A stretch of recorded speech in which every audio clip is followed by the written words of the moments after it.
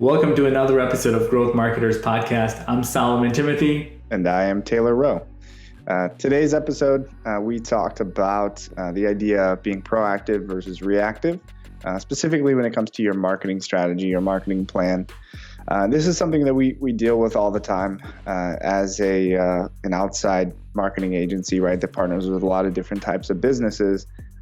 Even from the very beginning, when organizations are reaching out to us for assistance with their marketing, it's in a a lot of times in a very, very reactive mindset, in a very reactive situation where, maybe personally their job is at risk, or, the company financially, the organization is struggling, and, we're missing quotas, we're missing sales numbers, or we're so far behind, or we're so far behind even on resources that, we're basically just underwater, and we're looking for some sort of a Hail Mary situation, right? And what we're trying to do, and what we try to help all of our organizations that choose to partner with us, is help shift that mindset so you're not in that position where you have to be constantly reactive and putting out fires. Specifically, as marketers and marketing leaders, we need to instill this really throughout the entire organization, that we're going to be a proactive organization. We are going to plan, we are going to strategize, and we are going to, of course, execute on that strategy. And that's really what it means to be proactive as a marketer. So in this episode, we dove into some different use cases and scenarios about how to be more proactive as a marketer rather than reactive. Hope you enjoy.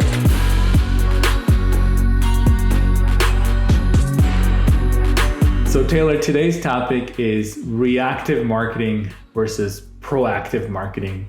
And I think we have the best view in our position to see how companies act, right? Are they extremely reactive, or are they proactive? Do they have a plan for the next 12 months and we're executing that? Or is it we're having a plan for the next 12 days? Right. Do you want to speak a little bit about that and why one doesn't work, and how companies rather should be thinking? Yeah, absolutely. It's the old adage, either if you fail to plan, then you're planning to fail, right? And I think that rings true, especially when it comes to marketing. And for whatever reason, I think it's probably because of the advancements in the ability to track and really digital marketing, and the whole idea that we have performance marketing, right? Which is literally, we're running an ad, we're, showing up in Google searches, and we're getting an immediate result, immediate sort of gratification, right? And so because that is possible, a lot of times we see that very reactive when it comes to the marketing strategy as a sort of a last-ditch effort to generate leads, right? We're waiting until the pipeline is completely dry, or we're waiting until, we've missed quota 5 out of the last, 6 quarters, or whatever that may be. And right before everyone, gets fired, or we decide we want to close up shop, we look at, what are some quick wins? And that's really what we see in terms of like a reactive marketing. And obviously that's to the extreme, but there's a lot of organizations that maybe unknowingly are reactive in the same capacity, right? So B2B organizations that are, let's say going to trade shows, or sending out, direct mail, or doing anything along those lines in terms of traditional marketing, a lot of times is reactive as well. It's sales team is going to this, conference, or this market, or whatever, this trade show, marketing put together this collateral, right? And it needs to fit these parameters. And so all of a sudden the marketing team or the marketing agency is doing a lot of activities and deliverables, but they're just reacting to that one situation. It's like, okay, this is the best sales presentation we can give you, or this is the best email we can give you in this scenario. And there's no real thought or real continuity from, the beginning of the year to the end of the year. And so when you look at it, you did a lot of activity over, January, February, March, all the way to the end of the year. But when you look back at it, and you might be going into, as a marketer, into a performance review, or kind of reporting back to the CEO and saying, you had 12 months to move the needle on some of these marketing initiatives, what did you get done? And again, it's a lot of activity, not a lot of outcome. And so the difference here is the shift to have a more proactive strategy, which we can talk about what that looks like. and change that so that you have a plan in place and you're moving along and having some benchmarks along the way. Yeah, man, that was powerful. We don't need to talk more. Literally, the podcast is done right there, because many times that's what companies do, is kind of getting something together just a week before the trade show. Like you said, it's literally a week before. Send out a press release or this or that, and it really comes down to communication issue, right? The less we communicate, then all of a sudden there's this chaos, and then you're already back on your heels, and so you have to be reactive. And obviously, if that's happening in the marketing department, that's carrying over into all the other aspects of the business. I mean, think about it. Also, when you come back from this conference, you're like, well, we have all these leads. What are we going to send them? Well, let's come up with an email quick. Let's send everybody the same email. And it just doesn't work. And you wonder why you're not hitting your goals. And I think it's not that they're trying to do that. I just think that it's not well planned out. And it just ends up becoming that way, right? These aren't individuals who aren't intelligent or cannot write emails or execute. It's just, there's just no resources put aside to think and plan and strategize. Therefore, they end up, being in a position of having to be reactive when, they have nothing else that they could be doing. It's either reactive or nothing. So they're like, well, let's just get something out and let's hope for the best. Yeah, and absolutely, like you said, it's usually not a lack of quality, right? Because you can still spend a lot of time, and you can craft great, post, like you said, trade show. We're using this example, so we'll just kind of roll with it. Post trade show, marketing sequences, campaigns, emails, follow up, whatever that may be, and it can be really great. But now, because this wasn't a part of the original plan, everything else that was on your docket to get done that month, that quarter, whatever that is now put on the back burner, and all the resources are focused on this one event because we didn't, necessarily plan well enough in advance. So it doesn't, again, always come down to a quality issue, but it's going to come down to a progress issue if we don't continue to knock these items off of the more strategic marketing plan that we'd have in place. What would a proactive plan look like? It's just like the minimum, that's the simplistic way. I'm not trying to make it elaborate. I just want people to have a vision of what they should be thinking about or working towards. And by the way, more organization than not is more reactive. And it's not their fault. It's just that, it's just how look where we are today, right? We have to be extremely cautious in what we do and think twice. So all the plans have been changed. However, many times we can still plan out and we just correct some of the things, not have to think about what to do. Exactly. I mean, I'm not saying, put your head down and just operate the same way over and over and over for 12 months or 24 months. What we're trying to say here is that you do need to be flexible. You need to be agile, and you need to be able to adapt to whatever situation is, but you should have some scenarios kind of played out, right? And the way that we approach marketing is really pretty much a scientific approach, right? If you remember in school when you had to do some sort of a science experiment, you didn't just start mixing chemicals together or start cutting into stuff. You had to map out a plan of here's what we think will happen, and here's our sort of hypothesis, and we believe that because of this evidence that we've seen in the past, or here's the different scenarios that could happen, and we're confident within a reasonable percentage or variance that here's going to be the outcome. And if it's not, and we don't hit X, Y, or Z by a certain date, or we're not seeing this progress, then it's time to pivot. It's time to look at look at the data and see why it's not working.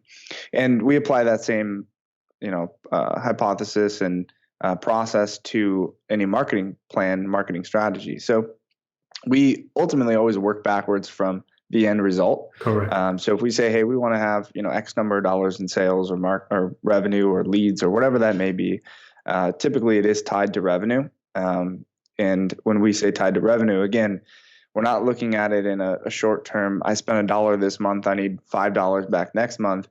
We're looking at it in terms of if we're 1 year, 2 years, 3 years down the road, what are our revenue goals? And if this is our 3-year revenue goal or 2-year revenue goal, how do we make that happen? How do we get there? What does that look like in terms of the lead volume, the lead quality, the conversations that our salespeople are having, the sales process? What does our overhead look like? What does our team structure look like? And where are there some opportunities to automate that? How do we make a better customer experience on the sales side? And how are our customers going to find out about us? Once we start understanding how our clients are going to find out about us, then we start developing the individual tactics and strategies to start that education process, to start disseminating and getting that information out there through multiple channels, right? And so by having that end goal in place, then you set benchmarks based on realistic timelines of what you know it's going to take, right? We're putting together a podcast. We're putting together a series of blog posts. We're putting together an ebook, a webinar, email campaigns. We're implementing new technologies. We're running Google ad campaigns. We're going to run a series of social media ad campaigns. How long does all of that take in terms of individual items, activities, press releases, landing pages, workflows? And then map that out based on your resources, based on external resources, based on budgets. Then those individual things, that's where you can be reactive, right? Oh, your cost per click on this one campaign is a little bit too high. Let's dive in there and make some adjustments and see what's happening. But you should always know what direction you're going and what the benchmarks and KPIs that you're looking for are going to lead to in the end. And you'll notice that when you start doing that, it does start to look more big picture, more long term. Yep. But again, ultimately, we all plan on being in business for at least another 5 years, right? And so if you don't have a plan in place for 5 years and you're just executing day to day to day, what's going to happen is like the example that I give at the beginning, where we're doing a lot of activity. There's no question that the marketing team is working hard or the marketing agency is working hard. Or just reacting, and this happens. So put out a press release. This new competitor came in, so look at their AdWords campaign. Oh, let's build a new landing page for this, or let's write a blog post about this. But for what? What is the ultimate goal? How does this align with your strategic company direction and your marketing vision? And how is this going to benefit the customer? And if you don't have those parameters in place of that long-term plan, we call it a blueprint we develop here for all of our clients. If you don't have those parameters in place, then you don't really know what game you're playing, right? And so every day there's going to be a new tool or new technology new platform that pops up in the marketing space, and you're going to be going all over the place, right? So you have to have some discipline to stick to the plan, and the only way you can do that is if you have a plan in the first place. And also, like you said, even though we don't know what's going to happen 5 years from now, we certainly can plan on how much money we'd like to be making in 5 years so we can work backwards, right? You're not going to double and triple if you don't have a plan. Yeah, I was just going to say, I think the easiest way at it is if, you said, what if we would have done this 5 years ago? What if we would have started blogging every day 5 years ago? Where would we be today, right? When you look at it in terms of this investment, everybody looks at the return on investment, right? And so that's where you start getting into that transactional, reactive type marketing mindset, is because, we ran this ad campaign for 5 days, didn't get any leads, or we got leads, they weren't quality. So let's all of a sudden react and make a change or remove it or stop spending money. But again, if you look at it and you would have said, hey, what if we would have spent the time and effort to attend every industry trade show for the last 5 years? Or what if we spent the time and attention to document our process? And, we're a manufacturing company, and we make, very, very precision pieces and parts for aerospace and medical devices and oil and gas. And what if we just for 5 years would have been recording and videotaping our engineers, our process, our technologies, explaining every time a new quote came in, we just broke out our phone and recorded, hey, here's our thought process that goes into this, and here's the type of parts that you're going to need. And because you're in the medical device space, you're also going to need to worry about this sort of compliance and this sort of regulation. Here's what we do. Here's what we've done in the past. It's just literally documenting what you already are doing. It's no additional work aside from pulling out a phone and then recording it and then publishing it to the website, right? But now if you look at that, you would have 5 years worth of, historical documentation of everything that your organization does, right? And so then what do you do with that today? How do you leverage that today? So those are the type of things that when you look long-term, and 5 years is not a long time when you're talking about a business, right? But it seems like a long time when you're an individual in a job and say, well, I can't put together a 5-year plan. I don't know if I'm going to be here for 5 years, right? But look at what happens, right? And the longer I think you're in your career and the longer that you're executing some of these campaigns, you'll start to realize that 6 months, 12 months, 24 months is not that long of a time. Nope. And if you would have committed to what the plan was in the first place and stuck to it for 24 months, you'd be so much further ahead of the competition by now. Comes to mind is like day trading, right? Many times you think that you're going to beat the market rather than just leave a bunch of money in the January.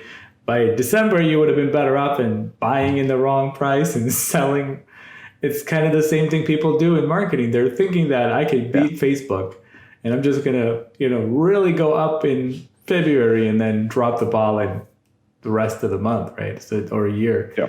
It's the same kind of principles that you're not disciplined. So where you're going to end up losing in the long run, rather than doing an email campaign saying every 2 weeks that we're going to consistently create content, provide value, or like in YouTube, if you're going to create content, it's like, hey, we want to drop one video, but every week, rather than so many videos one time, and then no one to really help you, maintain that presence, right? So I think having that plan and being more proactive and investing your time in only those things that actually are due next week, rather than being overwhelmed that how am I going to hit $12 million in revenue by the end of the year?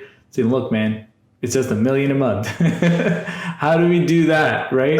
Right. And it's a bit of a snowball effect because the more proactive you are, then inherently the less reactive you have to be. Yep. Right. It's the fact that the more reactive you are, it just compiles, right? Because then all of a sudden you're just putting out fires all over the place. But if from the beginning you did have a plan in place, and like you said, it'd be less overwhelming because there's a lot to get done, and this is a big mountain that we have to climb. But we would have known, okay, well, here's the first 5 days. Here's what we have to do, right? Let's take it 1 week at a time. And so, it is. It can seem overwhelming, but it's less overwhelming when you have a plan in place. Right. And just because we did talk about having conferences or events, they're very expensive. So if you are going to go to them, having a plan, what are we going to do pre-event and post-event, even well before it, having a template made, having a campaign strategy made, nobody has to worry about what are we sending to the people afterwards because we already have something because we planned it out. And I think that's when you actually make the ROI, is to not be stressed out and try to call everybody back and, not get it, is to really be like, hey, we're going to send you this after the event. Participate in this webinar or whatever that might be. Any final thoughts, Taylor? I mean, I think we covered a lot of what brands have to be thinking towards. It does not require a big marketing department, by the way, to be able to do this. You don't need 12 people, to plan it out on a whiteboard. I just think that you just need to spend more time planning. You know what I mean? Measure twice, cut once. I've heard somebody wise say that one time, right? It's the same exact thing. You don't have to do it twice, but plan as much as possible. And I'm speaking to myself, by the way. This is not just for our audience. We're just simply bringing out what we see every day as a conversation here. Yeah. I think it starts top down, right? Because if you don't have buy-in, right, from CEO ownership, leadership, then the whole reason that you're going to get that pressure and then all of a sudden you're going to become reactive is because we're looking at maybe the wrong metrics, or I would say we're looking at the wrong metrics, right? Because all of a sudden it's like you said, the lead quality went down, or this happened, or we're not hitting our revenue targets. We need to have a bigger pipeline and multiple channels of leads and multiple sources of bringing on revenue. That's going to relieve a lot of this external pressure and the stress, right? And then the second thing is you need to have buy-in from the market, and I actually would suggest even the marketing team really kind of be broken up into 2 different departments, which I think maybe it's probably a whole nother podcast topic, but one focused on awareness, demand generation, and one focused on some of those performance-based marketing things that we're talking about, right? Which is, a Google Ads campaign is probably the easiest thing that we talk about is, hey, we spend money today. We want to generate some leads tomorrow because we're getting clicks, we're getting conversions, and then the sales team's going to follow up with them. That's the most bottom of the funnel, performance-based marketing sort of campaign that you could run. But you can't just focus on that. That's going to be stuck in that reactive mindset. So proactive strategy would be, how do we actually build a bigger brand so that we're getting more of those leads? And not only are people just searching for a solution and finding us, that they're actually going to search for our brand name, right? Well, how do we go about doing that? We need to build a brand presence, and we're going to do that by continuously providing value to our audience, to our potential customers, and help them see that using our solution, partnering with our company, is going to be better for them and better for their organization. Also, at the same time, we're going to give them so much value that's unrelated to our services or our products. It's just going to help benefit them, so that we're consistently connected to this idea of providing value. So again, those metrics look completely different. I gave you the example of, record your process or record your day-to-day job for 5 years and, post that on YouTube or post it on your website. At 5 days, 5 months, of doing that, and your CEO is going to say, why are you wasting all this time recording videos that hasn't produced a single lead deal? Right? So, not even a deal, not even a lead. So again, you need buy-in to be able to have the freedom to execute on some of these things. And by no means am I saying we shouldn't have goals as a marketing organization or marketing department, or we shouldn't have metrics that are tied to revenue. But I'm saying we should separate them and understand how one metric influences the other metric, and have a plan to help hit those end results, which is ultimately tied to revenue. Well said. Any final thoughts? If not, that was my final thoughts. That is your final thoughts. I know. That's fantastic. Well, I'm glad we covered the reactive versus proactive, and it's not like it's going to change overnight in any organization. It's working towards having a plan so that you can have a better quarter next quarter than you might be this quarter, right? Thanks a lot for tuning in. I don't know where you're listening from. Leave us a comment, subscribe, share this episode with a friend, and we'll see you next time.